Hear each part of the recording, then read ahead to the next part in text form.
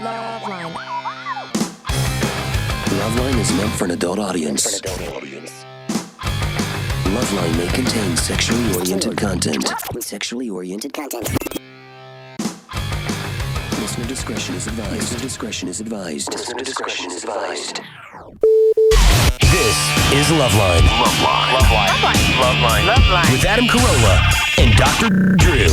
Hey, everybody, it's LoveLine. I'm Adam. That's Dr. Drew. Phone number 1-800-LOVE-191. Dr. Drew, board-certified physician and an addiction medicine specialist. Hey, buddy. And, And it warms my heart to welcome back to the show from Duran Duran, Simon LeBon. Hello, good evening. Great to see you. Hello, good evening, Adam, Simon. and all the listeners of LoveLines. Oh, One of my favorite shows, I have to say. Oh, really? Well, we're so happy to have you back, and it was a surprise. Yeah. Because as of last night, of course, I would have dutifully told everyone that Simon was coming on had I known last night, but it was a last-minute thing, and we're very excited to have him. Simon brought lovely red wine. Have you only got one glass, though? Have you ever seen a wine glass at K-Rock? One glass. She must have run out to pottery barn. And look, it's got a little curly bit of glass around it as well. That is a cocktail wine glass, that is. I'll tell you, I'd like to take a cue from the brothers who have the diamond-studded chalice that they carry around, which is, I learned this from Bishop Don Magic One, who's basically, who is he? Snoop Dogg's pimp. Yeah, he has a chalice. Spiritual advisor. How dare you? Yeah.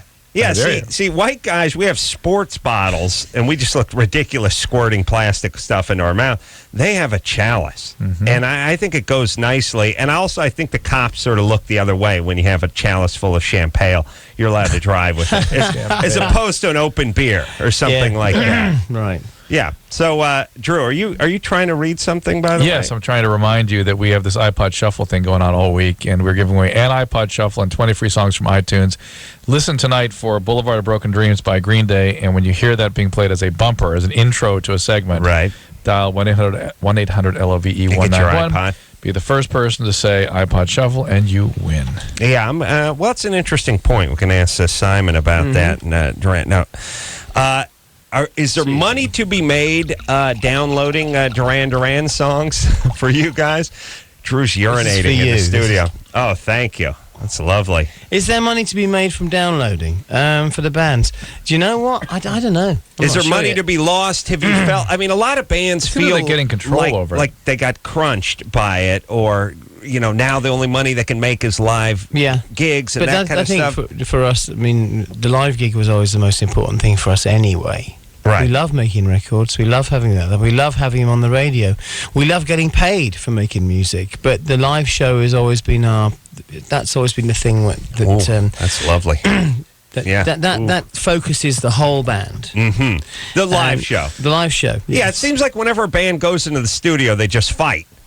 And then when they're on stage, everything is right again. That's not far from the truth, actually.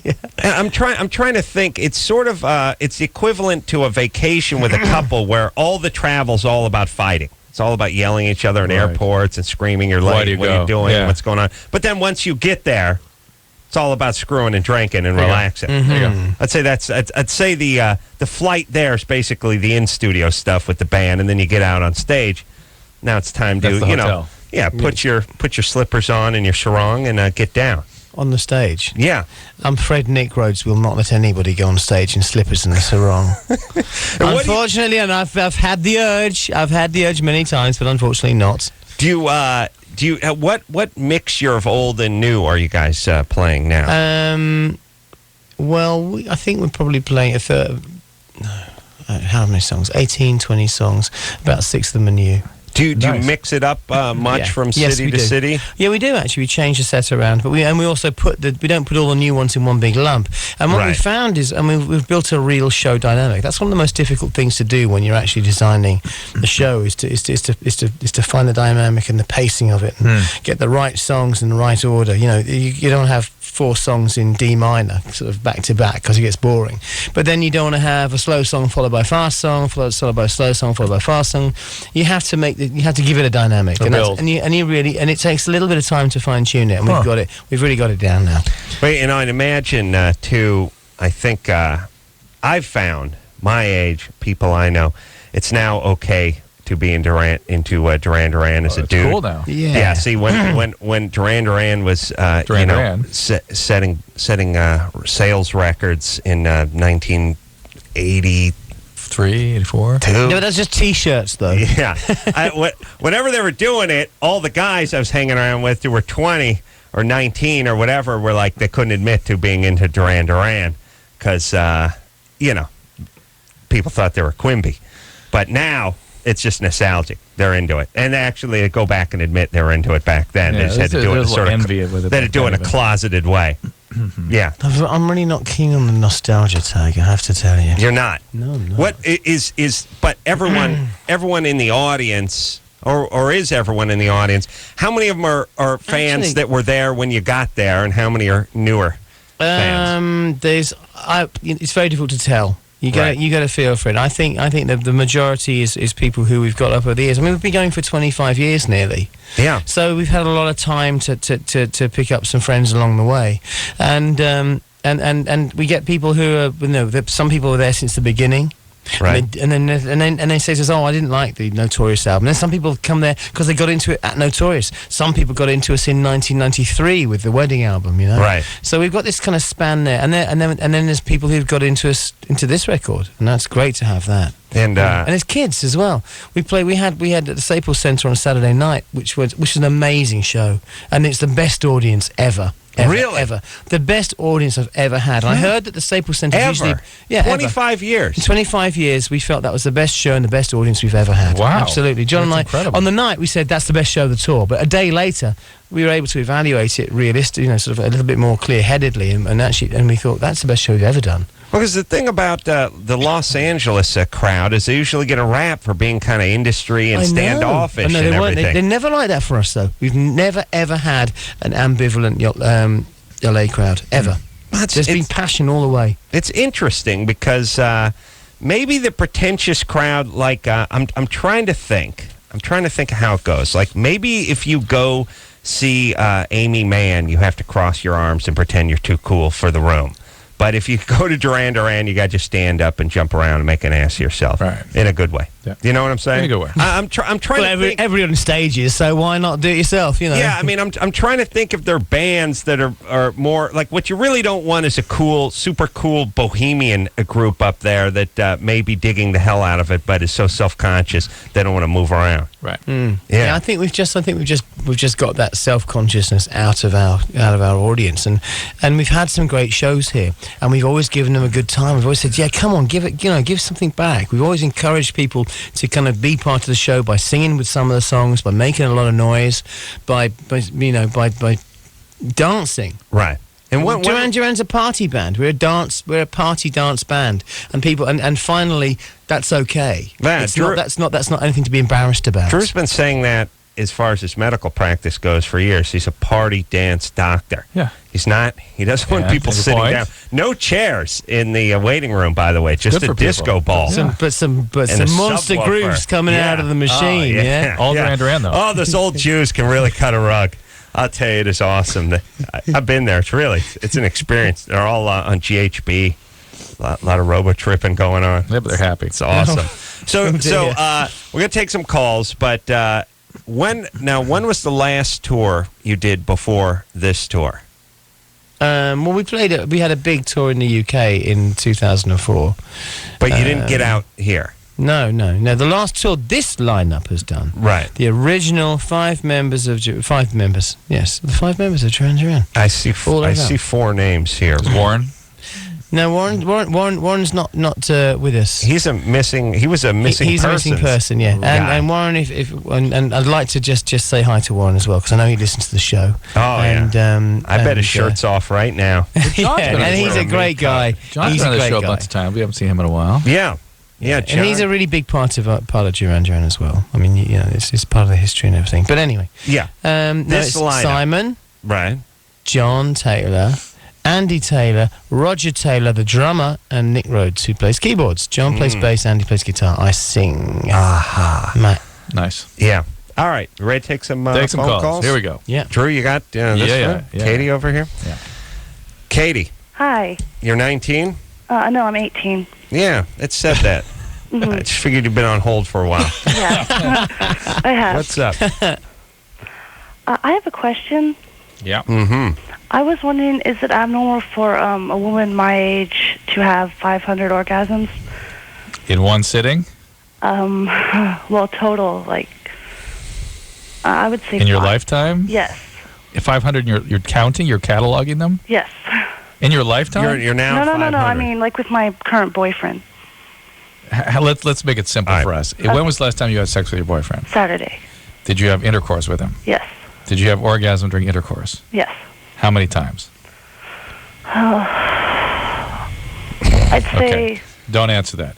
You're multiple times. You're one of those women that has multiple orgasms, sequential multiple orgasms, and that's it. You're one of those lucky few. There's there's another name for that. Lucky you. Yeah, a few percentage of women can do this, and you don't have something called persistent sexual arousal, though, where you're sort of orgasming all day long, do you? No. Yeah, because that can sometimes happen to your situations where you get overstimulated, overirritated, and you can kind of be walking around having orgasms, and those women kind of experience that as uncomfortable. Yeah. Well, he can make me have orgasms with pressure points, so... On your body? Yes. No. Good times. Well, I thought you On meant the dash of his car. on her vagina or something. Oh, okay. No, Well, it's still on her body, technically. Yeah. Although I don't look at the vagina How as dare part you? of the course. By the way, I rebuilt the vagina today. Oh, you did? Yeah. It's kind of like rebuilding a car. Well, hold on a second. We got to get I was in San Antonio. I was right next door. We got to get into the vagioplasty that Drew was doing earlier today. By the way, I'm totally persuaded. Totally persuaded. Well, hold on a second before you start talking about the virtues of that. I just want to make sure that, are you right at 500? Yes. I mean, or you're like 509 or 487? No. And did you give? No, you passed it. Yes. Now I have. Okay. And did you give him a prize for being the 500 orgasm through the door? Well, of course. Any good girlfriend would. All right. So you're super multi-orgasmic. Yeah. Congratulations. That's good times. And I've talked to lots of women, and apparently I'm like the only one that can do that. So. Right. It's a relatively rare thing. Yeah. Don't ever expect your friends to do this. You know what I mean? You can't convert somebody into this, nor will you revert to what they're dealing with. Yeah. It's a but different listen, stop bragging about it. It gets obnoxious. It's like you're sitting in a room with chicks who are shaped like pears, and you're going, I eat whatever I want. It just melts off. Someone's gonna take a lamp and go upside your head. It really angers women to do this, and I don't want you around any woman I've ever been with either. I don't need that kind of stress. The point is, this is good. You're gifted. I don't know. I'm not sure if God had a hand in this or not, but my God would have. Yeah, indeed he would have. All right, so Drew, you rebuilt a vagina So I did today? laser vaginoplasty. Yeah, how's that work? Well, that as you have lots of babies, the vagina kind of stretches, particularly down in through here, down in the bottom part, and also you can get the bladder dropping in or the rectum falling in. Right. So it just looks like a bloodhound. Yes. It just sort of like the jowls of a bloodhound. Well, hang on, are we talking inside or outside? Well, the outside gets stretched out, and the inside falls in. For both the rectum comes in, and the vagina. And now this woman, the repair I did was just the posterior, just the rectum. So you cut all that off and sew it all back, and then they. Simon, if you're ever with someone older than 19, you would know that this is a phenomenon that goes on. Well, I've been married for 19 years, but she was 4 months when you met her. That's what I'm saying. You literally cut all this off here, cut all this stuff off, and just sew it back together. All right, so you cut, again, if we're going back to the bloodhound analogy. You cut all the extra jowls off and sew it up so they have a nice new chin. Really? Yeah. And it's a remarkable how well it all comes together. And you say laser. Well, the laser is just instead of the knife because it doesn't cause as much trauma. The bleeding's easier to control and stuff. Right. So it cauterizes as it cuts. Yeah, it cauterizes, sort of. Instead of with heat, with light. And it actually will. I mean, if you took this laser and you just took a piece of flank steak and went across it would just make it into two pieces? It would start making little tiny cuts through it. You'd have to go over and over it, but it would eventually cut through it, yeah. Is that how they do it? Yeah, you go up and down through it. And then it cuts off tissue. Does it smell? A little like burning flesh, yeah. It's good times. All right. Burning vagina. Burning vagina. It's a little special smell. Yeah, I mean, you got a lot of things working there. Yeah, you do. So it cuts it off, and then what? What's the next move? Well, you're taking away all the floor of the vagina there and sewing it back together, and then also taking a vagina that's sort of open and sewing it back like this. So it starts like this, like a sort of a what'd you call that? An oval arrowhead. Oval, a little sort of arrowhead, Ovoid. and it ends up slit-like. You bring it together. You're sucking it back in a little bit. Nice. Amazing, remarkable. Really. And remember, we one time had a guy that was doing it out here, and there was a guy arguing with him about it on our show. Remember, saying he shouldn't do it. Well, just saying, they're better to make women so upset about that part of their body. But these women, I interviewed a number of women, and after babies, they get really freaked out about what they look like down there, and their husbands were confused, like, "Hey, it's fine, it's cool, relax." Right. And then they get angry. It's ugly. How dare you? You don't know how I feel. Yeah, and then they don't want to have sex. Eventually, the husband puts his foot in his mouth, like, "I'm thinking of my old girlfriend anyway, sweetie. I don't care if I'm humping a sack of flour. I'm not here. I'm a million miles away." But it's interesting how and the stress urine, the orgasmic incontinence is related to all this. Is it really? And they can repair that too. Yeah. How do they repair that? They just pull the bladder back up. So if the bladder neck is normally like 45 degrees, if it starts, it's sort of like this. If it starts heading towards Mecca, directly towards the floor, the urine's coming out. Oh, I see. Yeah. So they just change the angle of the dangle. Yeah, support it. Bladder neck, not a bad name for a punk band either. I was going to say, that was off. Diffuser. Yeah. Opening for Duran Duran, Bladder Neck. Please welcome to the stage, Bladder Neck. It was really, because I was... Prepare to be rocked by Bladder Neck. Yeah. Okay. Okay. Followed by the calculi. And this woman had a sort of normal-looking vagina, but it was what we call patulous or relaxed. And I didn't make anything, to me, it was like, whatever, Yeah. But when this woman was finished, the surgeon was finished, it looked just spectacular. It was amazing. Wow. Like a CD player in your car. Wow. And Drew, what if is there the danger of making it too snug? Yes, in fact, that's what happens in female circumcision in Africa, isn't it? They actually sew the vagina up. They actually sew it up there, but we can't judge. It's all good. By the way, I'm not judging. I just said it's horrible. Yeah, that's not judgmental. That is. It's impossible to judge other cultures. I've learned that from living in this country. There'd be no judging. I don't care if you want to kill someone by throwing rocks at them or sew your girl's vagina shut. No judging. Well, this surgeon was saying that she'd had some women come to her because of sort of a mismatch where the woman wasn't feeling enough, or the boyfriend wasn't feeling enough, and so she would tighten things down a little bit with the warning that, hey, next guy, there might be a misfit in the other direction now. Right. And that's a surgery I'm not too So was the woman conscious? No, it was general anesthesia. That's good. It's a good size surgery. There's a lot of trauma. Not for her, for you. You know what I mean? Standing around, she's eyeballing you. Yeah, the camera's going there. The camera's going, hey, I remember you from MTV. I'm getting weird. Oh, wife's on the phone. Hello? I can't. No, I'm working on vagina. I'll call you in the cab. Phew. Yeah. All right. So, Drew, learning 20 years in the medical profession and learning something new every day. Well, this Discovery Health thing is sending me around. And prepare yourself. I'm getting sent all over the country with this damn thing. Right. I got to talk. And will you be performing these operations yourself? I'm not going. No. I'm sort of assisting and watching and learning about them and stuff. So, but I'm persuaded that that's a good thing for some people, which I was very skeptical about. What do you mean it's a good thing for some people? I mean, if they like you there? No, it's a good... No.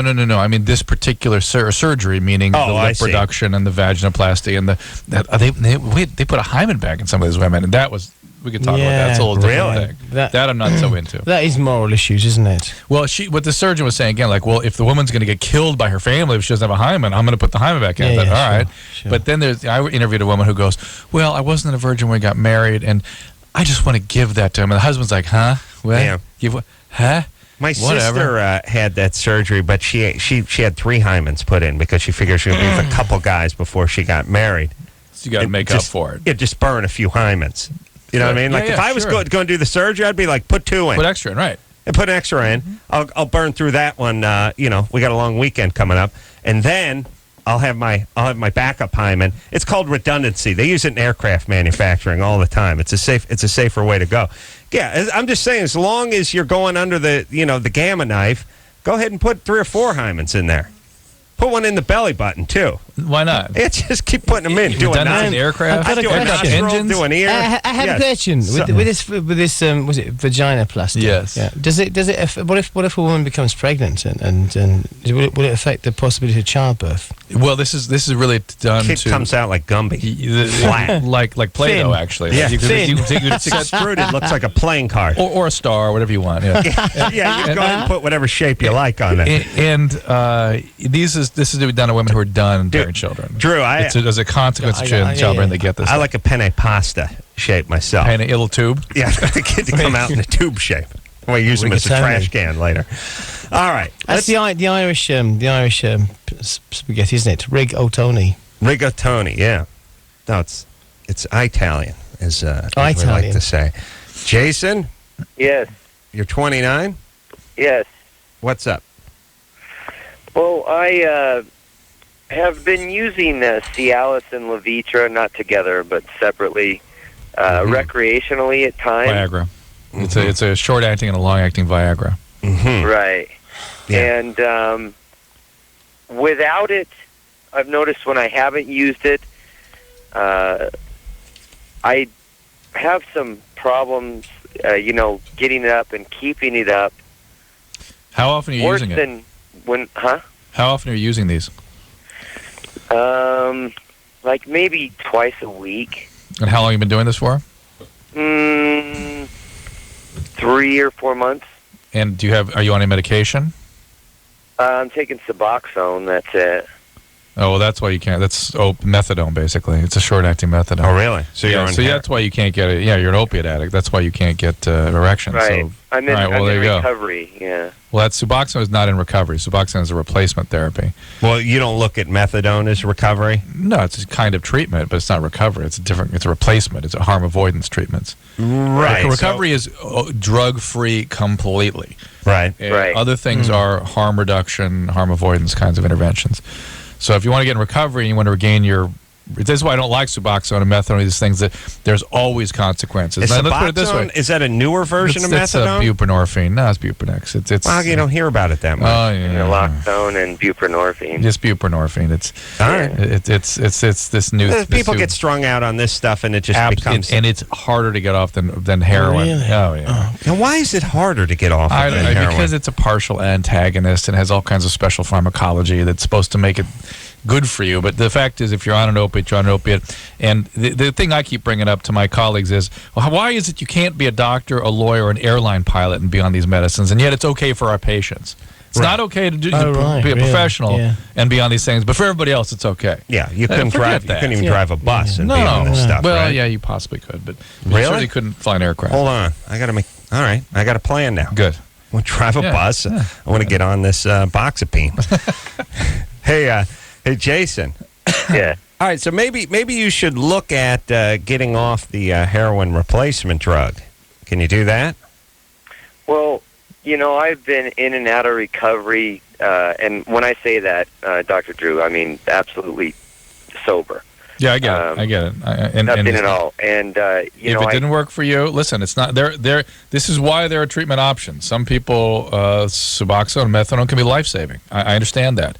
But you're going to be chronically ill, and Levitra and Cialis is something you may need the rest of your life in order to have an erection because the Suboxone, or try to reduce the dose of the Suboxone anyway. How does heroin give you erectile difficulties? Yeah, you don't sure. hear about it that much. Let's put the people on heroin are not having sex. They're not. They're just interested in the heroin. Yeah, I mean that just takes precedent over everything. Any drug problems in Duran Duran, Simon? What now? In general. I mean, I never. Only when we can't get any. I didn't hear. In general. I don't know. I didn't hear lots of stories, even back in the '80s when everyone was doing mounds of coke. Stuff, and yeah, maybe there's a bit of that going on, and there was a bit of a problem, and to us at the time it seemed like a big problem, but actually, you know what? When you look at what other guys and other bands did, we thought, wow, we got off lightly. But then the thing about us was we always had such a tight work schedule. It's actually, although people say that a lot of people turn to drugs that are going to help them through the work, it would just screw you up so completely that you weren't able to do your job. I mean, there were times when we were working sort of an average of 6 days a week for 3 or 4 months on end. Right. And we are getting up early in the morning and getting to bed late at night. You don't have time for this stuff. You just fall asleep dead flat. Right. It's tiring. Yeah. I think it was only when we had a bit more time on our hands that anybody kind of sort of that stuff started happening. Yeah, well, you guys were young when you had a ton of success and obviously a ton of money, early age, and the devil will make. We tried stuff out. We tried a lot of things out. We were experimental, but just people, never took. And we were inquisitive, and we wanted to find out. And there was this great kind of sort of mythical history of the connection between drugs and rock music as well. And wanted to see if it was true. I mean, I just found like it just closed all my real artistry down completely, and I wasn't able to create at all. Yeah, and that's so mythical, by the way, because I treat lots of rock stars, lots of them. Right. The myth is that it helps you. That's what I mean. That's what I mean. That's what I'm talking about. I feel we got to take a break, but it's sort of like when you hear about these athletes who had coke problems, these world-class athletes who ended up having a drug problem. No one's going to argue that the drugs made them better athletes. They were so good that in spite of being drug addicts, they were able to perform. Well, that's the thing. Right. I mean, any drug completely impairs your physical performance. You're on drugs. Yeah. So the thing is Lawrence Taylor is a Hall of Fame linebacker and was able to do a mound of coke and go out and get 3 sacks on Sunday. The coke he wouldn't have gotten 1 sack if he wasn't on the coke. He may have gotten 5. Right. Exactly. He was just that superior that he was able to do that. It just makes you think you're better. Yeah, and that's the stuff you can do, by the way, when you're 23. You just can't do it at 43. We got to take a little break, Drew. I know we have Heather, who's had a vaginal rejuvenation. So she had the operation that I did today. Right, but not the exact same one. We'll see, maybe. No, the exact same one? I didn't do her surgery, no. All right. It wasn't done today. All right. Simon LeBon here from Duran Duran. We'll hear something off of the new CD. Great. And all that after this. If you need help, call LoveLine 1-800-LOVE-191. Hey, LoveLine fans, remember that every night this week we will be giving out the new iPod Shuffle and certificates to download 20 songs from iTunes. Be sure to listen early in the show when we name the iPod Shuffle artist and song of the night. The song will be randomly played during the show, just like the iPod Shuffle plays songs. When you hear it, call in and mention iPod Shuffle, and you will be the winner. You're going to love these things. My kids are dying for one of these. They keep pointing at the TV. Daddy. All right. Well, now I've got one. I loaded my favorite tunes, and it plays different order every time I use it, and I love it.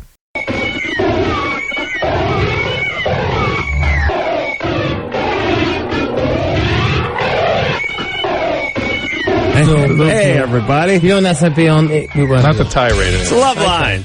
Come on, buddy. You got to stand by it. Yeah, you know what's awesome? Simon LeBon here tonight from Duran Duran. You forget in this business, Drew, just went on a minor hissy fit.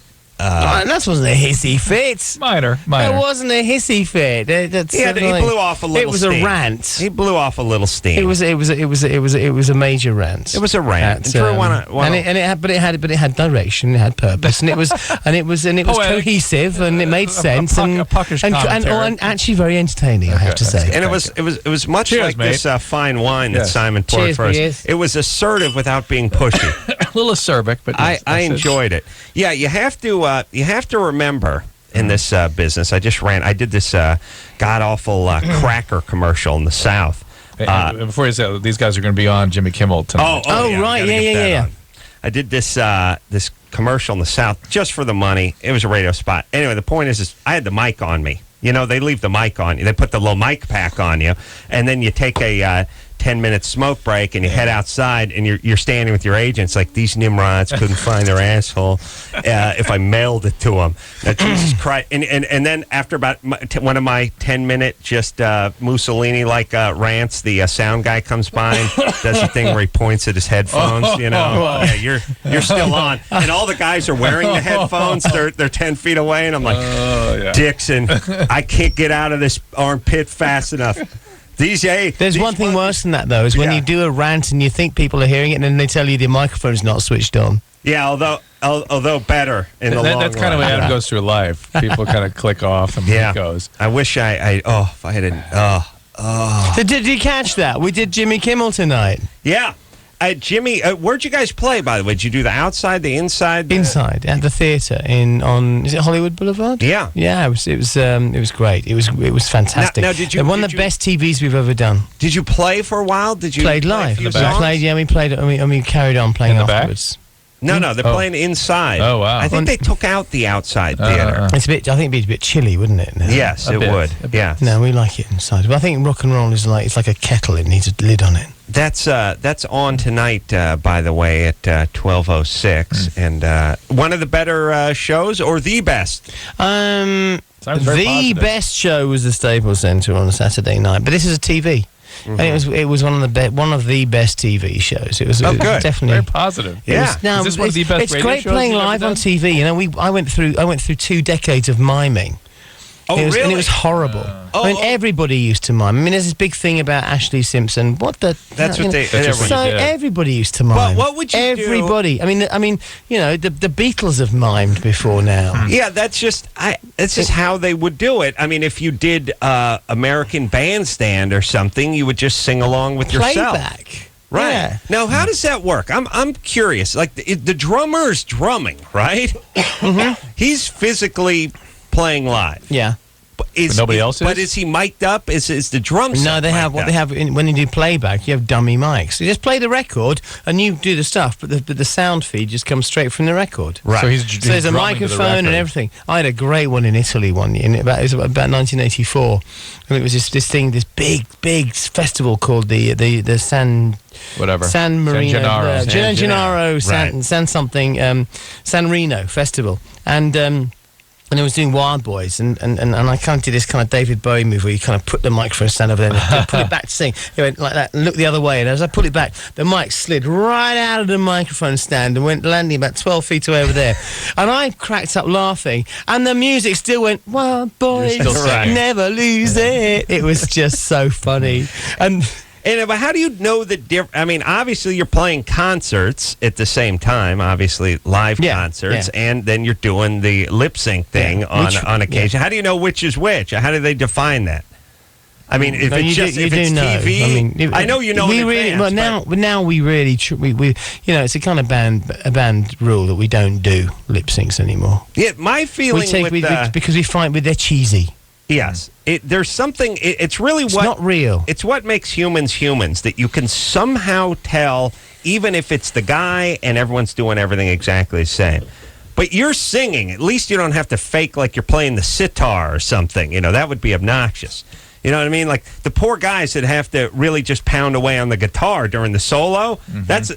When that thing ain't plugged in, how's that work? What you actually do is if it's in a band, you often get guys changing places. So the drummer plays the guitars, and we mess around. Have some fun you play jokes, yeah. Right. You play jokes. I mean, that's generally what you do when you get bored anyway, isn't it? You come up with things that make you laugh.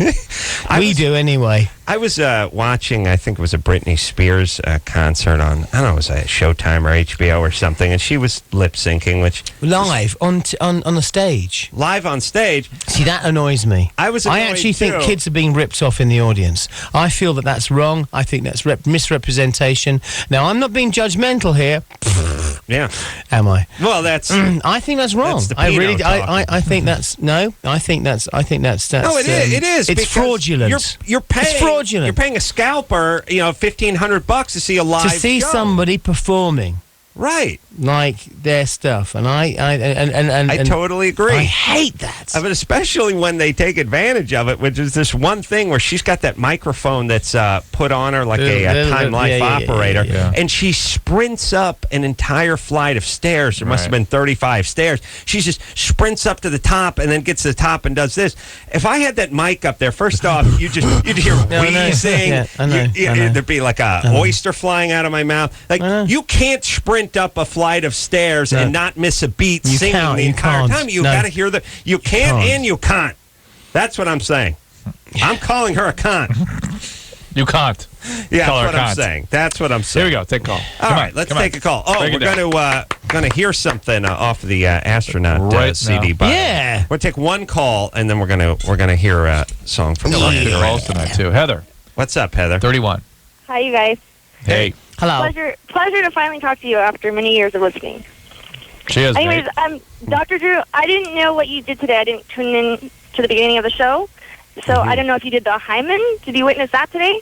I didn't. I had a patient get a hymenoplasty, but mostly I did a sort of perineal reconstruction and a posterior repair.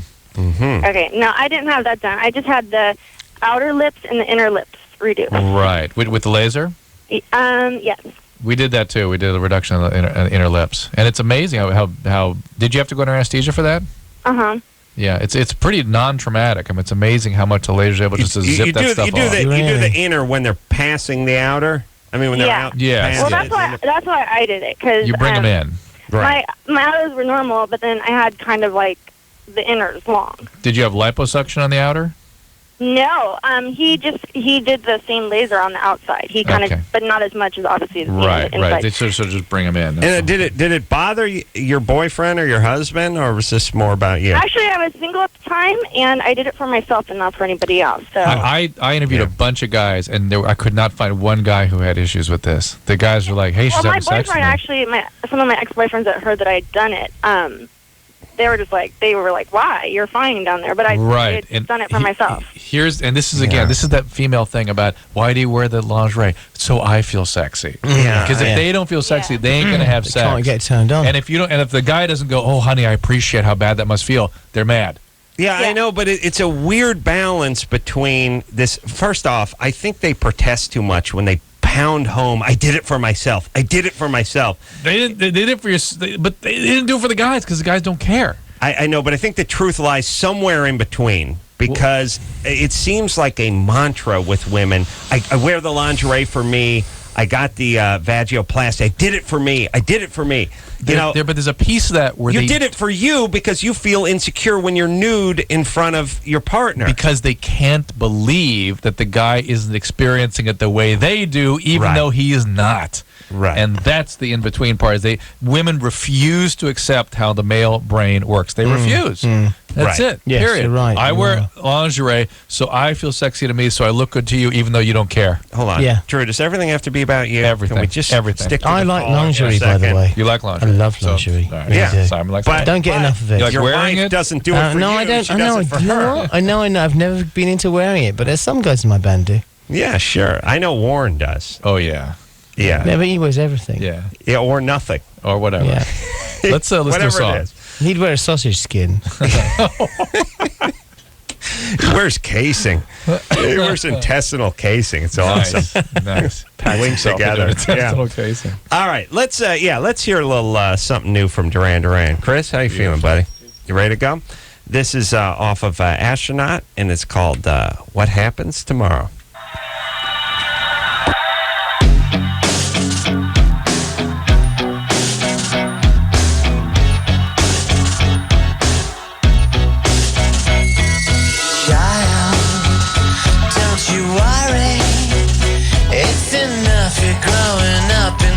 A hurry brings you down. The news they sell you to put in your mind that all mankind is a failure. But nobody knows what's gonna happen tomorrow. We try not to show how frightened we are.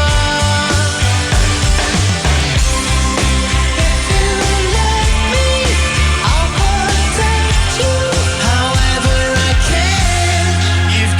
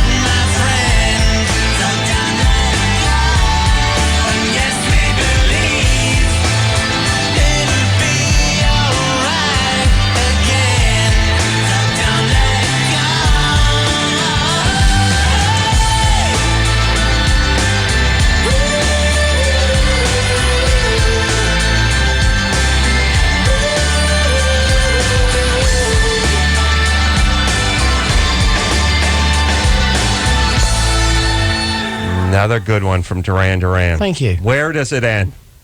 We don't want it to end. We want to carry on. I was having a conversation with an old fella by the swimming pool, the hotel I'm staying at today. His name's Lenny, and he's a percussionist and pianist. And he's here. He was here for the Oscars with his daughter, who was up for an award. Mm-hmm.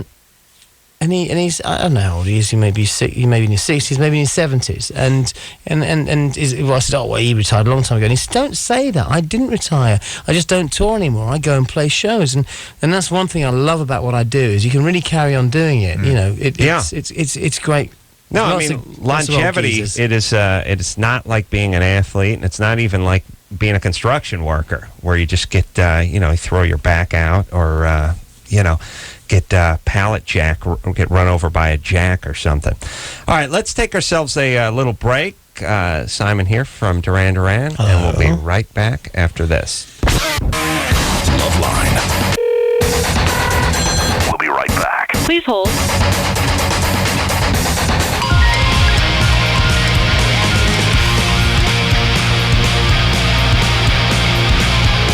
Hey everybody, it's LoveLine. I'm Adam, that's Dr. Drew, and Simon is here from Duran Duran. New-ish CD. We'll call it brand new. No, it's new. It's new. New for Duran Duran. In stores now. Astronaut, yeah. Go get it. And that's about as hard sell as I can get. Watch the guys on Jimmy Kimmel Live tonight. And as everyone, I don't want to get into finances, but everyone's set for money, right? I mean, you play, you tour. Oh, you mean we're okay? You're okay. Yeah. You play because you want to play. We've got a point to prove, and there's more to it than that. It's not just because we want to play. It's because I think we got back together because we were at a point. I think we all reached a point in our lives where we looked back and we thought that was great. I'd like to have another go at that, and I'd like to kind of now, 17 years on, forget about the bullshit that happened towards the end. That's all right. That's all right. Keep going. I don't want to stifle you. Sorry, no, that's problem. Okay. I mean, yeah, okay. Anyway, so yeah, we were able to get together. Nobody had anything on, and we had something that we had something to achieve. We had music to achieve, and we set ourselves this goal of just getting ourselves in a studio and writing some music and seeing what it sounded like. Did we still have that magic? And there's some, John. I mean, when I first talked to John about it, he said, "I don't know if we could write anything like that again. I don't know if we'd have that magic, that spark." And really, Nick and I convinced him we had to do that, right. and we all got together, and wow, it was amazing to hear the music that it was like turning the taps on. It just poured out and out. It was fantastic. And was everybody in the same mindset? I mean, was everyone had long enough off? Was ready to go? Was there anyone you had to drag back into the mix? No, it was 24 hours from one phone call until a definite commitment from every 5 member. I just remembered that Simon's people were here at the beginning of the show saying he's got to leave by 11. Oh, really? Yeah. All right. Well, we'll talk for another... Is that because I said bollocks? Yeah, it's because we're kicking you off. Talk for another 33 seconds, and then he can go. Leave the bottle behind and hit the run. Right, okay. No problem with that. I'll pour myself another small glass, and the rest is yours. We will... Thank you. Drew, I'll let you sniff the cork. Cheers. Yeah. Isn't that a Spinal Tap album? Yeah, I think that's Smell the Glove. Oh, we always good it's to kind of pastel kind of black, isn't it? See our friend Simon LeBon and wish Duran Duran much success. Not that they really even need it anymore. No, that's not true. It's always nice. We love playing. Nice. We love making a connection. We make good music. We make something that's important to us, and we try and help people. What good music is? It's something that helps people feel good about themselves. Absolutely, and it touches. It runs deeper than any science book can ever explain, right? So in a certain heavy. Well, no, but I mean in a certain sense, more important than many things. Yes, true. Because it hits everyone universally. Schopenhauer said that. We did. Famous philosopher. Schopenhauer. Gonna write that down. We're going to take ourselves a little break. We'll say goodbye to Simon. God bless you. Thanks for coming in. Name of the album is Astronaut, and they're on Jimmy Kimmel Live tonight. We'll take a quick break. Be right back after this. Here it is. Bottom line, it's sucks being single today. Tons of lame people and no decent prospects. Call the Dateline. Call the Dateline. Call the Dateline. 1-877-889-DATE. LoveLine. LoveLine will be right back. So get your problems ready. Ready. This hour brought to you in part by Axe. Experience the Axe effect. Ready? Hey, everybody, it's LoveLine. I'm Adam. That's Dr. Drew. Phone number 1-800-LOVE-191. I want to thank Simon LeBon for coming in here. A delightful chap. Always so friendly. Always so humble. Just regular guy, regular chap. He's got a good vibe to him. Always has. It would be easy for a guy like that to be filled with attitude, but no, it's so much nicer when guys that, we get guys in here that haven't sold that many records, are feeling a little insecure. Nickelback. Feeling a little bit insecure about their position in the rock world, and then come and overcompensate. Yeah. It's nice. It's sort of like a lapdog doing a lot of barking. Right. It's sort of like a guy who doesn't have the goods, feeling he has to pick a fight with everybody. Right. It's kind of human nature. The nicest, calmest, softest spoken guys in the world always heavyweight boxers. Yeah, sort of they don't quiet, have to be nice. Yeah, they seem very relaxed, very friendly, and secure. And it's kind of nice when a guy who's sold 100 million records comes in here and he's just sort of records, really? You think it's that sort much? of friendly? Probably is, huh? I don't. I don't know how many records Duran Duran has sold. Probably exaggerating, but I would say millions, tens and tens and tens of millions. You're right. I would say it's hard. I mean, first off, you're surprised that Linkin Park has sold 10 million records. Right. You know what I mean? Right. Not that we have anything against Linkin Park, but Duran has not been around every for country 20 in the years. world. Right, 20 years to every country in the world. Yeah. This isn't. This isn't their. They're not from here. Right. So I'm just wondering, hey, Engineer Chris. Hey, what's up? Yeah. Do you know what a record is? Yeah. Get on the World Wide Web there and see if you can find out. This internet thing? Yeah. See if you can find out how many records they've sold. Okay. I would guess somewhere in the. I'm going to go 30 to 40, and hopefully it's going to be 55. In the United States. You never want to go the other way. No, just worldwide. Okay. It's a lot. Yeah. I mean, United States, it would be, crazy. Fifth of the population. Right. All right. Let's talk to, are we forgetting anything? No. Oh, do we have to mention the iPod Shuffle? I don't know. This week we're giving away a shuffle and 20 free songs from iTunes.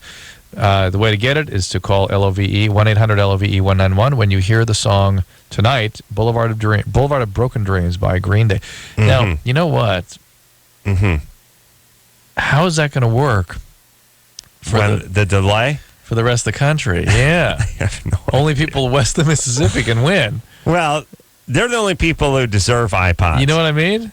Because people are going to call him tomorrow night and go, I heard Boulevard of Broken Dreams. The screeners are going to go, yeah, great. Brian's getting him tonight from last night. Here's how I look at it. People west of the Mississippi need an iPod. People east of the Mississippi already have one, and people actually on the Mississippi have a barge pod. No, they have to have Victrola hanging around their neck. Yeah. On a leather strap. Nice. So they have to crank. That's their iPod. They just have the actual horn right in their face. Nice. That's good. Have to crank it every once in a while. And they have wax records. Ooh, yeah. The cylinder shit. Yeah, the cylinders. Yeah. All right. Let's keep on keeping on and speak to Michelle, who's 21. Michelle? Hello, how are you doing tonight? Good, hold on. People don't write songs about rivers anymore. No. I like to get back to the time when people just stared at a river and said, I got to write a song. They don't even do oceans or lakes. Used to be, they would write a song about a river. They would write a song about a lake. Old Man River. Probably 100 Mississippi songs. Yeah. Nobody... Rivers aren't so interesting anymore. I mean, things used to... You know what the river became, the songs? It became songs about the highway. Yeah. That's what it became. Yeah, the rambling song. Because the river was sort of something you traveled down. Yeah. And then it became the highway. Right. And then there's a very confusing rolling on a river. There's a combo. Yeah, that's rambling in water. Right. That's aquatic rambling. Mm-hmm. Yeah. I don't know how that rolling on a river thing ever really worked out. Sounded good, though. Yeah. Maybe it's talking about a paddle wheel. Wow, this is heavy. Michelle? Yes, it's funny that you should mention rivers, by the way. I was calling because I was listening earlier to the girl who had multiple orgasms, and I actually do that. But my thing is sometimes it gets so intense that I have, I guess, an excessive amount of liquid that comes out. You're a gusher. You gush. Yes. Do you urinate? I'm actually not sure. That's kind of my question. Because I asked that question of the gynecologist today. I was saying, how do you tell whether it's orgasmic incontinence or female ejaculation? Because some women have both. And she said, or one or the other. Right? How do you know which it is, or whether it's both? But when you say, is there all of the above? Can you do the urine one time, the fluid the other time, and then a mixture of the two a third time? Correct. Wow. Yeah. Keeping the man guessing. Yeah. And so she said, something I'd said was basically eat some vitamins or eat some asparagus, and then smell. Right. And if it looks, it's yellow and smells like asparagus, it's urine. Yeah. You can also drink yourself a nice, eat a few beets. That'll tell you too. Nice. But go ahead, Michelle. Is it a problem if you do, if you urinate? Because I've kind of, I don't know, I've smelled it before and it didn't really smell like anything. It probably isn't. It probably is ejaculate. And guys, again, I did a lot of interviewing guys this week about this, and guys are kind of into it. Guys, and their thing is well, it's cool if I make her do that. No one else can do it. I can do it. Yeah. Then I'm in. Right. So okay, just because I had an ex-boyfriend that was not actually at all. He was the first guy that I've ever done that with in my life before I didn't know that I could do that, and he kind of freaked out a little. Yeah. How did that go down? What were you doing when you learned? I mean, what did he do to you to make you do that? Well, we were just having sex, actually. He was on top, and I just had, the most amazing, intense orgasm. It was just a lot of built up, and then it kind of was just like a release, I guess. Mm-hmm. That's a way of explaining it. And he kind of freaked out. Really? He was very uncomfortable. What kind of puss would do? First off, that's my reaction too. What kind of puss would react to that? Well, even if you want to, it's sort of like, you see your friend's a new infant and the kid vomits and you go ooh, gross. You make a big deal out of it. Yeah. Oh my God, it's disgusting. No. Just even if that's your impulse, you don't. You just don't do it. And by the way, if it's your impulse, you're a suspect. Well, I mean, it might be your impulse to sort of react to something, but you certainly don't voice it to the girl who's, feeling vulnerable and insecure and, just wants a spoon. Yeah. Yeah, he was the highest quality of guy, so. Yeah, there you go. Yeah, but, that's the other thing, too. When the guy can really give you world-class bangaroo that way, his confidence levels run pretty high, so you know what I mean? He becomes like a rock star. He doesn't have to apologize to anybody. I see. All right, so rambling man. This is the way you are. And it's good times. And that's fine. You just find a guy you're all right. And just do me this favor. Let's see if we can lay down a few quick ground rules with this.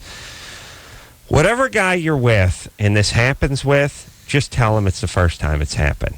Because that is going to be the difference between him having a negative reaction. A victory and a top 10 finish. Yeah. You know what I mean? Yeah, if it's a victory, he's going to say, only I do this to you? Now it's good.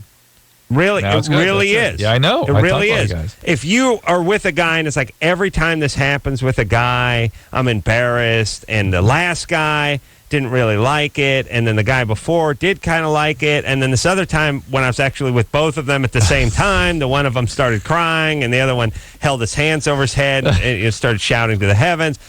Yes. Whatever happened to that, by the way? That victory thing where you clasp your hands and go on each side of your ear. Your shoulder and your other shoulder. I still do it. I'm bringing it back, by the way. Oh, my God. I'm attempting to bring that back. Oh, that's, yeah. All right, my point is if you tell a guy this happens all the time, or it happens to other guys, or bugged other guys, or my dad and brother hate it, he's going to be freaked out. Yeah. If you say to him, my God, this has never happened, that was amazing, He's going to feel like he's on top of the world. And he's never going to want to stop doing that too. Right. It's not going to bother him. Absolutely. Although, I was even questioning guys about oral sex, and they were like, no, it's all right. Passionate men. Really? Yeah, a lot of guys. But I've always said, when no big deal, whatever, you deal with it. And you said guys would have a problem with that. I said it would get old. I found some guys that said that, but most were like, again, they just, I do that? I'm just me? Oh, it's game on. Yeah.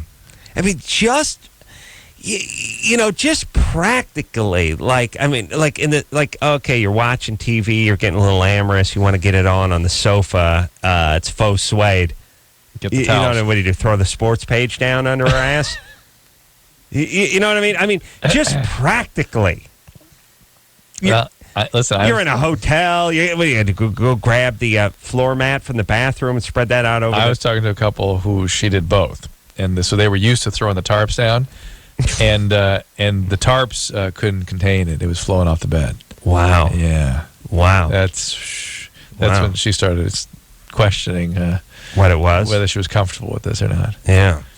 All right. Well, I hear if you eat a couple of charcoal briquettes before you get intimate, that helps with the problem. You stuff them in, or you stuff one in. One goes in orally, and the other one, pow. Okay, one goes in the vagina. Yeah. That's right. And the kitty litter, wherever. That goes down on the sofa. Yeah. That's what I thought. Yeah, Chris. Yeah.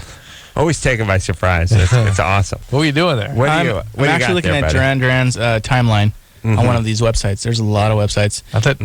But there's no one that says how many records have been sold by Duran Duran. There's no one except for the one Drew could find in 11 seconds if he walked over. No. Well, no? I know it sounds condescending. He will. Drew will. I know. That's the point. You can find out. I have faith in him. You can find out how many they've sold. I will. All right. Give him a break, Adam. Come on, you'll find it. I'm working on it. All right. That's why I wasn't listening to you. No, you're in some Duran Duran chat room talking to a 14-year-old in Wisconsin. I need numbers, buddy. No, they're older now. Okay, but the point is I know you actually went back to 1986. No, you know what? I meant to bring this up aside, but the young ones are back into it again. Oh, really? Yeah, the 80s are very cool for like the middle school age. There's also weird attraction. I don't know if this works for everyone, and maybe I'm dating myself, but when I was a kid, I don't know, 8 or 9 or 10 or whatever, 50s music was cool to listen to, like Elvis, listen to like Hound Dog and stuff like that. It was almost not only was it fun, but there was a novel factor to it. Yeah. All right, time to play a little Germany or Florida. We got Jared, who's 18. Jared? Hi. What's up? Germany or Florida. So when John and Linda Dollar were seeking to adopt more children a decade ago, social workers regarded them as model parents, well-to-do, well-meaning folks who raised their 5 children with love. Now, the couple stand accused of monstrous acts against 5 of their 8 children, who told investigators they were starved, shocked with a cattle prod, beaten with a hammer, and had toenails yanked out with pliers. Florida. Yeah. Yeah. Let's go Florida. We're going Florida on that. Okay, you guys got it. Yeah. Thanks, Jared. Mm-hmm. That was quite a challenge. You got 3 syllables in Florida. Yeah, I mean, I think the way to have done that would be somehow just... not give the names. No names. John and Sharon Johnson. And give a little cultural twist to it of some type, Well, look, the constables were contacted. The name... What was the guy's last name? Jackson Dollar. Oh, no, but John. Yeah. Wasn't Dollar. Yeah, wasn't Helmet. And it was not Deutschmark. Oh. His last name was Dollar. His last name was Dollar. You know what he said? I think. Well, I didn't even put that part together. Jared? Yeah. What was how they spell the last name? Dollar. Wow. Have a bong load for us tonight, Jared. No, I don't. No, he's not a bong guy. He's really? No. No, pot brownie guy. Nope. No, I don't do any drugs, actually. Weisenheimer. You know what I'd like? I would like to smoke pot brownies. That'd be my that's my eccentric thing. Your starved thing. Yeah, well, Corolla puts his stamp on it. He does a little thing a little differently. He actually takes the time to make up some pot brownies and then stuffs them into a bong. Yeah, that'd be good. Wow. Yeah. Talk about a pioneer. You need a new bong with each pipe load. Yeah. I got it. What do you got there, buddy? In over 25 years of history, the band has sold over 70 million records. 70 million records. That's right. That is a lot of records. Yeah. 70 million records. Over 70 million records. And not an ounce attitude, anyone in that band. Yeah? So nice. Yeah, you gotta be from the UK to pull that one off. Yeah. You sell 70 million records and you're from Idaho or you're from New York or something. That's bad. First off, you've blown yourself up on coke, many years ago, number one. Number two, you just come in here and start trashing the place. Yeah. Yes? Yeah, you're Fletch. Yeah, you're Fletch. Corey? Hello. Hey, you're 25. What's up? Yeah, I had a question. What would be my health risk for when I get toward 40 years old? I guess I smoke over 10 blunts a day. I guess you could say. Mm-hmm. Blunts. 10 cigars a day. I buy a box of 60 and smoke it in about 2 weeks. Blunt tobacco. No, blunt, weed, marijuana. You put 10 tobacco. But you gotta understand, it's a little confusing because blunt is a cigarette. And sometimes they roll it and stuff. But I don't smoke cigarettes. I used to smoke cigarettes a lot, but I quit smoking cigarettes. You know the thing about dumb people is they pile confusion on confusion. Yes. Even when you're trying to straighten something out, where you go it's confusing because you said, and then they actually add another layer of confusion. Yes. They're like a horrible 7-layer dip of confusion. They don't track, Right. So even I found this with my stoner friends. When you go back and try to sort something out or explain it, it becomes like, you know what it becomes like? It becomes like quicksand or fly paper or something. You actually get further engulfed in it. You actually get more effed up by it if you ever try to straighten things out. Yes. Brilliant. See, people that don't smoke a ton of weed, you can actually go back and straighten things out. No. Yeah. But when you're a blunt smoker like Corey. No, right. Because he would say, I buy a pack, 60 come in a pack, I smoke 10 a day. Sounds like you're smoking the blunts. Yeah. All right, so you smoke the weed and you smoke 10 a day. 10 joints a day. 10 joints a day. Is that right, Corey? No, 10 blunts a day. There's blunts rolled in something? And cigar paper, like a cigar Philly, like a cigar. Like the flavor, they make sour apple cigar Phillies. And it's a cigar. And you take out the wrapping. I mean, use just the paper and you put the marijuana in there. And just we're hip. We're hip. Okay. I got you. So that's a severe addiction. The long-term effects are you're not going to have accomplished anything over that period of time. How do you smoke 10 a day, though? I mean, it seemed like you'd have to be smoking most of the day. You will. If I'm not working, I'm smoking pretty much. You will have missed your development. There will be serious developmental issues because I'm sure you started smoking when you were like 16. Yeah. And so you don't go through an adolescence as a result of that. The frontal lobes don't grow normally. Your affective. He thinks you're talking about his ears. Of your brain. Now, there's no known long-term damaging effects. It's not as though you have brain damage, but you have severe addiction. Well, you'll have depression, and you will not stop this on your own. You will either continue it or switch to something else. Here's the long-term damage. But I don't want to do anything else. Yeah, I know you don't until it stops working. What do you do? What do you do for a living?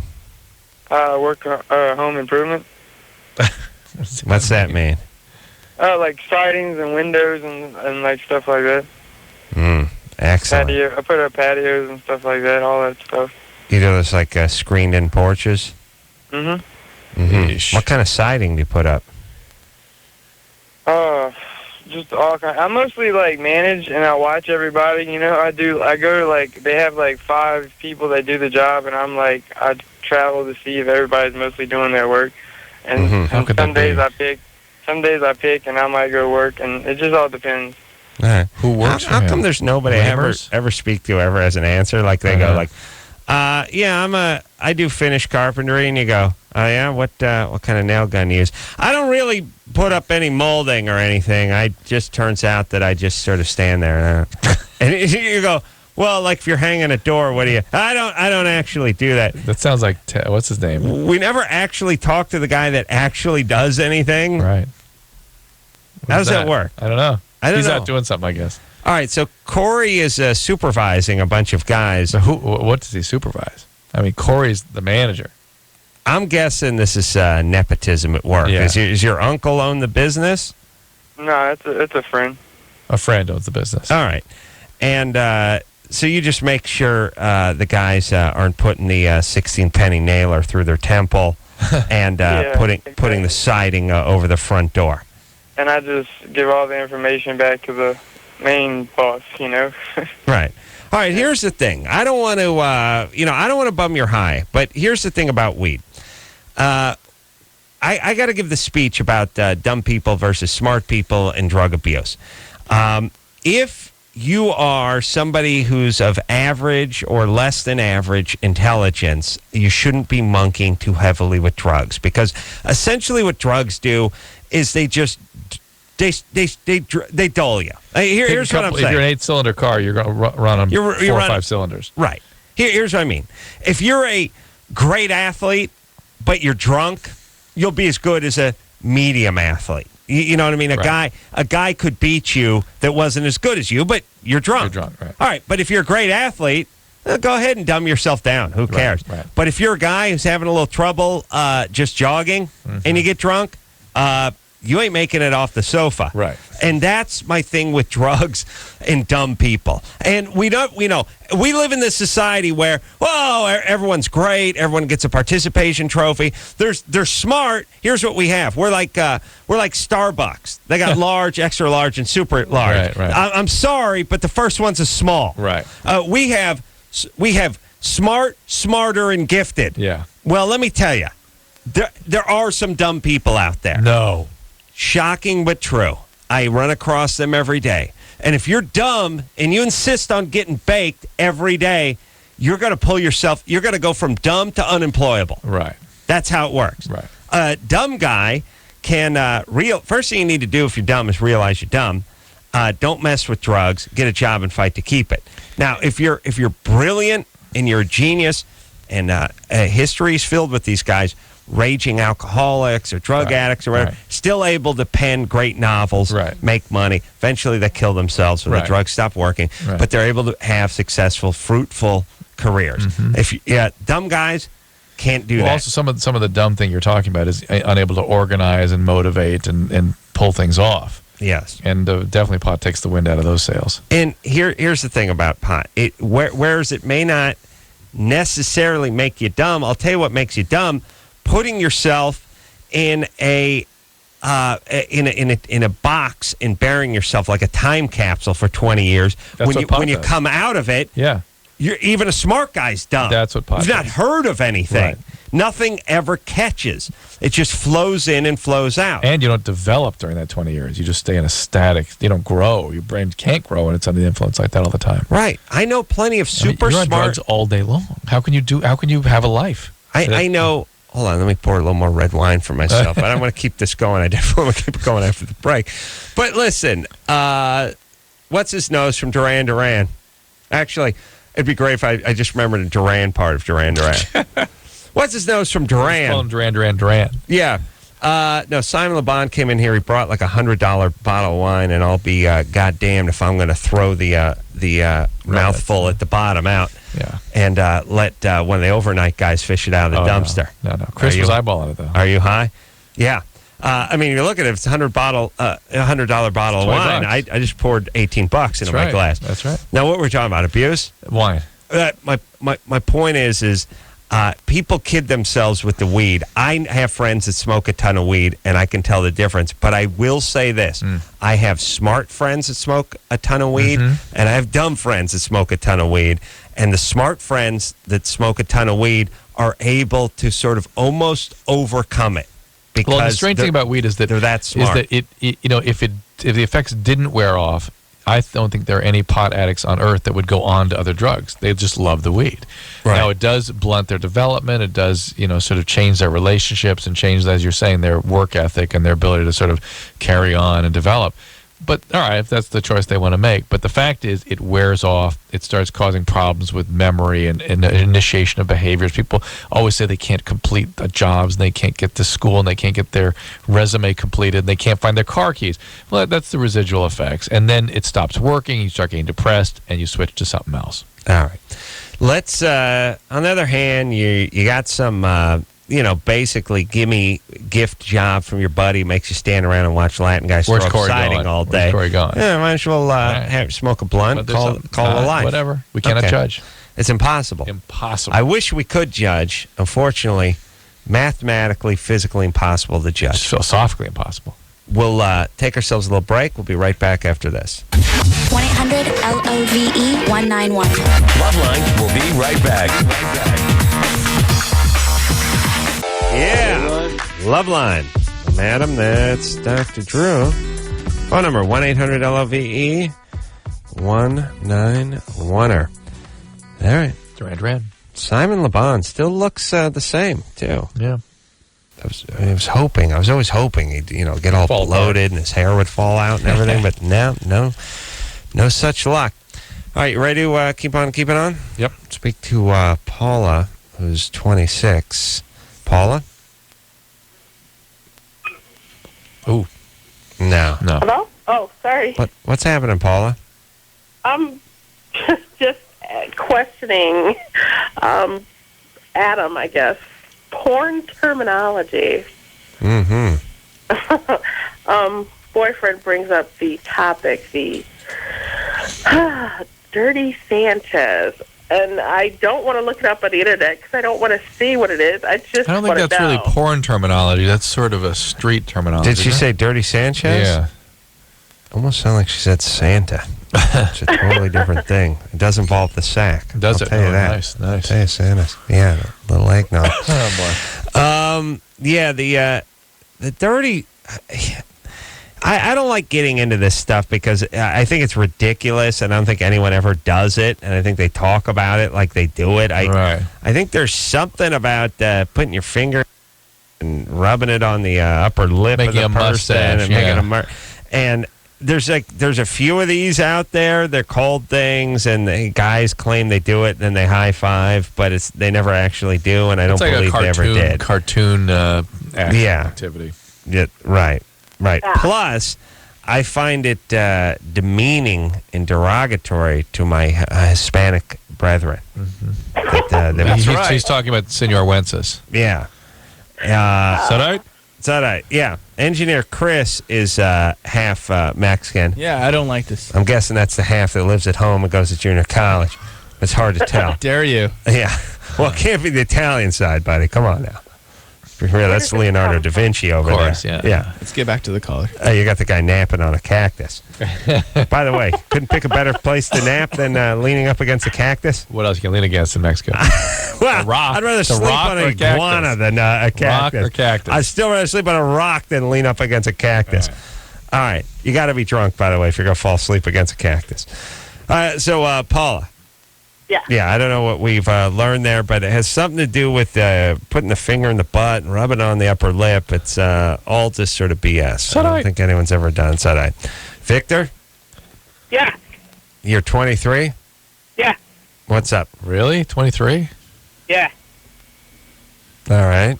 Suspect. All right. Suspect because his 14-year-old changed into a 19-year-old when you question him, when you asked him if he was 23. Right. All right. So here we go. Or maybe not. Victor, you can ask Yeah, I got a question for Dr. Drew. Yeah. Do you know if there's any side effects to wearing a penis ring to make you last longer? Mm-hmm. I was talking to the urologist about this, and he was saying they don't do a damn thing, basically. But they don't. You could... I suppose cause priapism and some damage to the veins in there and things by having it too tight or on too long. Sustained erection? Yeah. You can have erections that become painful and can't go down. If you take the ring off, though, the priapism but if you have trouble remains? getting it off or something. Well, getting the ring off? Yeah. Well, they have obviously it serves a function because it wouldn't have made it millions of years. I mean, I'm sure like the Egyptians and Greeks used to use something. Someone had it. Listen, 10 minutes after the Bronze Age kicked in, the C ring. Probably the first thing. That's probably how the wheel was invented. It's like, hey, look at this. yeah, I called a C, and some guy steps up and goes, it's wheel, it's a genius. And he goes, oh, yeah. No, it's going on the cart. Yeah. I mean, yeah, no, I invented the wheel. Yeah. Let it be known. Yes. Yeah, I say the wheel was actually a C ring. I think you're probably right. Yeah, I mean, that's what I would do, too. Yeah, well, a man would be apt to put his penis through something before he did anything else with it. Right. Yeah, first. It just flew off one day and rolled away. And somebody went, hey. The world's first wheel was a C ring. Big rock C ring. But so here's the thing. They have that thing that helps for erectile dysfunction, that mechanical device, that vacuum device, where you put it on, you suck all the air out of the chamber. It gives you an erection, and then you snap the ring on. Yep. They used to have those. Yeah. Yeah. So obviously that does something. Yes. Yeah, it does something. It doesn't do nothing. It's just something that it sounded like there've been lots of damages from that. You know what I'm saying? You would think there'd be more trouble if there were. But Victor. Yeah. 23. What do you need one for? Not that I need one, but I'm just curious about lasting longer. I've had a partner that we both, our timing was pretty much the same, but I have another partner now, and our timing is a little bit different. She seems to last longer than I do, so I was just curious about that. I'm trying to explore ways to last a little bit longer. All right. Well, I don't know that the C ring gets you that much. Yeah, it really does. Duration. It gives you more tumescence, more firmness during an erection, but doesn't necessarily make it last longer. And a lot of people don't understand that the erection is not caused by blood not getting out of the penis. It's by the arteries coming in, dilating up. So the inflow, it's an imbalance of in to out that blows it up. So there's more going in, not necessarily less going out. Viagra works by causing more to go in. Right, but then once it gets in, it keeps it in. There's a little bit of that, but for the most part, it says what's going in is just more than what's coming out. All right. It's like any good business. That's right. That's a model for any business. Right. Jessica? Yes. You're 20? Yep. You're in the OC. Yeah, I'm driving. What's going on? Do you live in Orange County? Yeah. There's really been put on the map lately. Isn't that weird? Yeah. I kind of grew up in Orange County. I grew up in Laguna Beach for the most part, and back then it was much more to it. You know what I mean? There was more of a cultural identity to it than what they're actually putting on the map now. Wow. What it was more beach and surf. It was it was a California experience. Yeah. Not the sort of the rich and famous stuff that they got now going on TV. Hey, Jessica. Mm-hmm. You got a question for us? Yeah, actually I engaged in unprotected sex. It's during my cycle and everything, but... That's how they do it in the OC. The OC, they do it only during menstrual flow? That's only exclusively, you have to wait till your lady's on her period before you have sex. So that's they do it in the OC. Yeah. All right. Hello? Yeah, we're listening. I was just wondering, actually, what kind of % chance there is of someone getting impregnated through that? Well, it's obviously less than mid-cycle, but it's still possible. Yeah, but it becomes sort of technically possible, but not you ought to, if you're smart, you'll take the morning after pill anyway, just to take the risk down to limit next to nothing. Are you multi-orgasmic? In the past, but not on a constant basis or anything. What does that mean? I have before. I've had multiple orgasms before. But not with the current guy, or? Yeah, with the current guy, but it's not like all the time. It's like once every 4 months or something. Once every 4 months? Yeah. And once every 4 months, all of a sudden, you go from, single shot Derringer to a machine Gatling gun? Really, it depends. I mean, sometimes, yeah. You understand, for a male, this is very confusing. We're just trying to get some clarity here. Yeah, if you're you're going for a while and you're into it, I don't know, things are different, night to night basis, I guess. We don't know. That's why we're asking. No, but I mean, I'm guessing somebody who does it right, gets it on during the menstrual cycle is someone who's good to go. Do you know what I mean? Like not bashful. Well, it's also one of those things where some women do it because many women have sex because it feels, the intimacy feels good, but they're pleasing their man. They sort of enjoy pleasing their man. Yeah. So if you have someone who's having sex during the menses, that means they're into it. Yeah. Because that's all the, you know what I mean? That's Right. like someone likes their job when they come in sick. Right. It's that You have an excuse to stay home. Right. If you Right. didn't like your job, Right. you would easily just call in and say, Ask her. I ain't making it in. Ask her. But she likes her job. Yeah. Yeah. Is that right, Jessica? Is that you? Yeah. You like your job? Yes, I like my job. Are we actually talking about work now? I think I'm so. confused. Your job is to have sex. Yes. Yeah, okay. That's your job. Fine. Wow. All right. You're hot, too, aren't you, baby? A little bit. I guess so. Yeah. Hot, free, Orange County. Yeah. Young, living the life. Oh, man. What's your man do? Does he surf? He's a carpet care guy. He cleans carpets. Oh, man. Adam. That's woo. Yeah. He's another Adam Carolla. Yeah, I used to do that. I used to clean carpets. Where? And where? Like what area? Oh, Edwards Air Force Base. Yeah, the floor mainly. Yeah, I would. I was a rambling carpet cleaner because I'd be down at Edwards Air Force Base, like the Mojave Desert, one day, and then over at the Tony Roma's in Pasadena the next day. Really? Oh. Let me tell you something about cleaning carpets. I didn't realize that Tony Roma's had been there long enough for you to be. Well, maybe I was at the Tony Roma's on the west side. Look, here's the thing about cleaning carpets. Going to someone's house and cleaning their carpets suck. Going to a place that serves ribs all day, that carpet is a disaster. And that stupid carpet wand. The only good thing about carpet cleaning is once in a while, we'd get dumped off at a Hamburger Hamlet or some restaurant. And the manager just give you the keys, tell you to lock up. Because you have to go after. Would you be with Ray then? Yeah, I'd be with one of my carpet cleaning buddies. Ray? Ray, Chris, all my degenerate buddies. Oh. And you just go. Just a bacchanal in They just there. tell you to lock up. Oh. Did they come back and have That was a scene. It was like Caligula. Yeah. There's just debauchery going on. It's awesome. Yeah. Yeah, so it'd be, 2:30 in the morning, and Ray fired up the grill. I mean, actually had the grill happening. Yeah. I'm opening that sliding. Let me tell you something that feels good, everyone. I'll tell you something that's liberating. You go to those restaurants, used to be this old, sometimes diners and stuff have them, where they have that dessert display case. Got that sliding glass thing. Oh, yeah. It's got a mirror behind it. Big wedge of pie, big wedge of chocolate cake, the pudding. The Cheesecake Factories kind of have tell you that. something liberating, sliding that thing back your own self and reaching into it.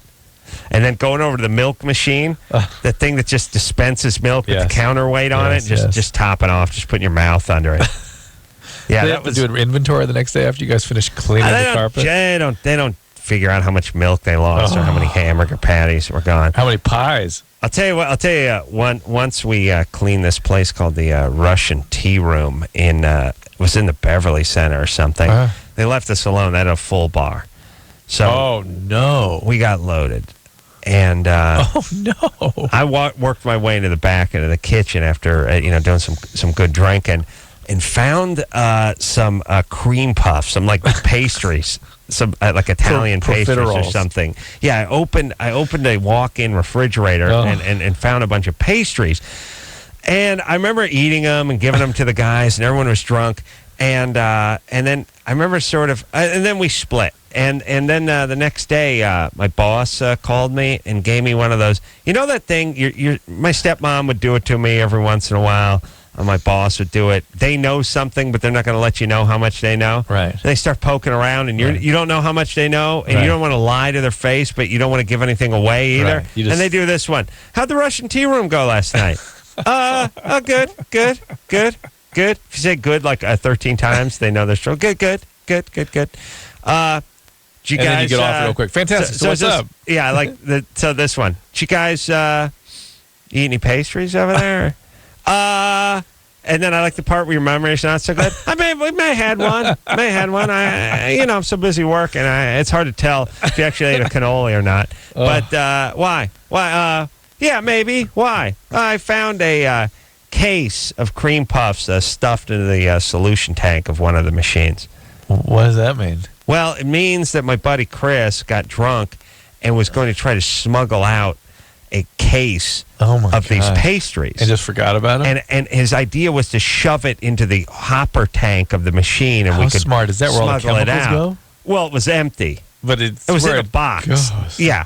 And then, of course, he was drunk, and he forgot that he stuffed it into the case. So when the boss cleaned out the van the following day, found a case of cream puffs Just stuffed in for a solution second tank. there, put yourself in the shoes of that boss. You got 4 J.O. guys going out and ripping stuff off. He's ripping us off, I know, giving but us $6 it's just an hour. a couple 19-year-olds running around town and coming back with contraband and stuff. Listen, it was every man for himself. But I mean, just imagine that guy, what he had to contend with. I mean, Yeah. I'm sure, he was no joy to be. No, he was a working with. rip-off artist. But just and an think about what a-hole. he was putting up with. Screw him, though. Yeah, I know. Listen, you're only going to get criminals to clean carpets. I mean, when I went to Edwards Air Force Base, I went out there with a guy named Everlast from New York, not the guy from House of Pain, brother, and he didn't have a license. He was just smoking weed and driving a van 90 miles an hour. It was about 3 weeks later.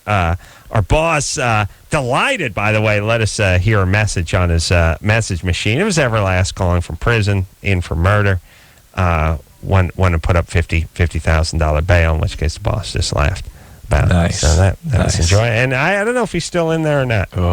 They just murdered a guy. Huh? Yeah, dropped me off at my house and then murdered someone. That's good times.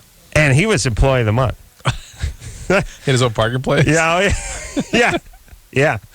All right, let's take ourselves a little break. We'll be right back after this. Thank you for calling LoveLine. Your call will be answered in the order it seems interesting. Call LoveLine. Call 1-800-LOVE-191.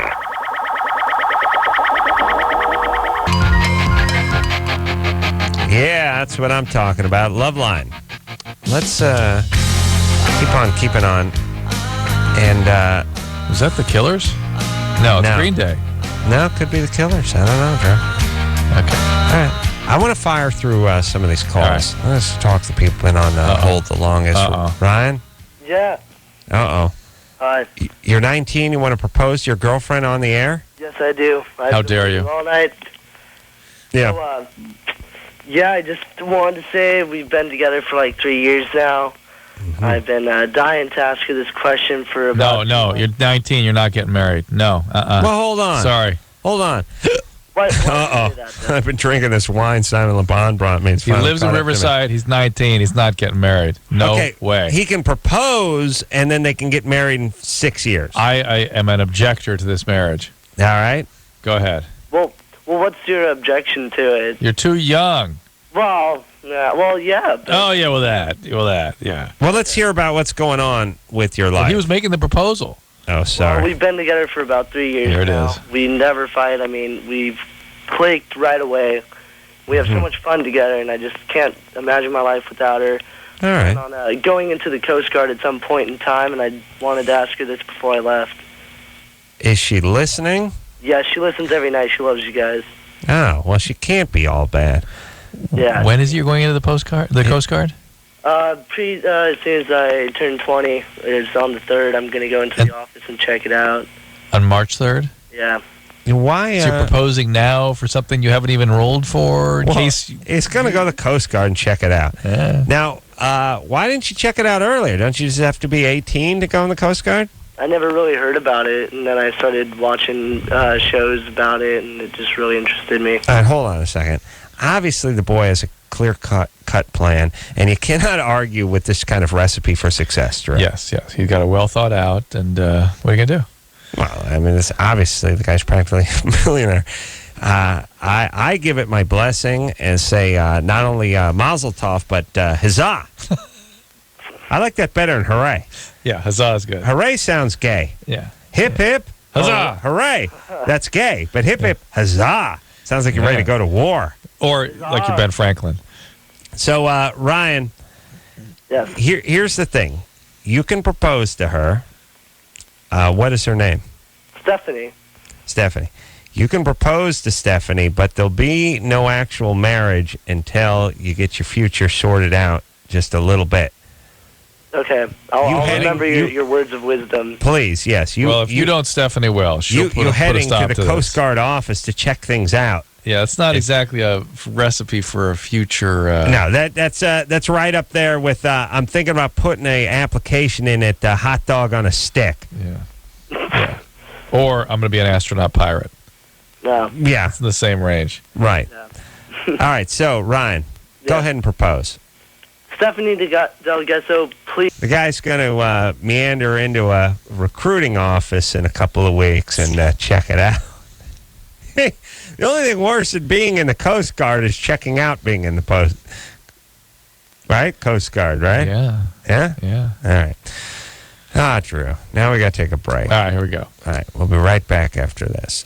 Okay, so I know there's nothing wrong with me. So what's up? So I was like you, and I used to think that these datelines were totally cheesy. Why can't I meet anybody? But I tried everything else and thought, what the hell? So I called the Dateline and actually met a cool guy. I called the Dateline and I hooked up with some cool people. Believe it or not, other normal people are out there looking too. 877-889-DATE. 1-800-LOVE-191. We'll be right back.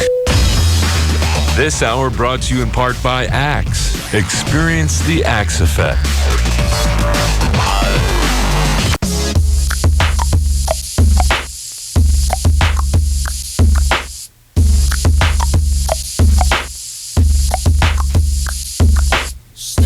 Non-entertaining. Hey, everybody. That's it. I want to thank Simon LeBon for coming in here and being a delight. Always a delight. Bringing some nice wine. I want to thank Daniel Nisimov for coming in here and winning the iPod. Yeah, calling in and winning that shuffle. I don't know why I'm thanking him. We're giving him a free goddamn iPod. There you go. Yeah, he should kiss our ass. But the point is, we're leaving. He's got it, and we're out of here. So until next time, it's Adam Carolla for Dr. Drew saying mahalo. This has been LoveLine. The opinions expressed on this show are not necessarily those of the staff, management, sponsors, or the station. The producer for LoveLine is Annie Gould. LoveLine is a presentation of Westwood One Entertainment.